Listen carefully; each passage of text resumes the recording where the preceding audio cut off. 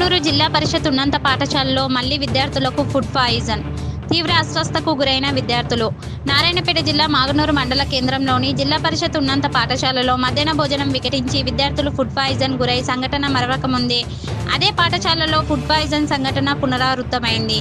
దాదాపు 30 మంది విద్యార్థులు అస్వస్థతకు గురి కావడంతో స్థానిక మాగనూరు ప్రభుత్వ ఆసుపత్రికి తరలించి చికిత్స అందించి పరిస్థితి విషమించడంతో మక్తల్ ప్రభుత్వ ఆసుపత్రిలో చికిత్స పొందుతున్నారు. నేత్ర అమ్మాయి తీవ్ర అస్వస్థతకు గురి కావడంతో మహబూబ్నగర్ జిల్లా ఆసుపత్రికి తరలించారు.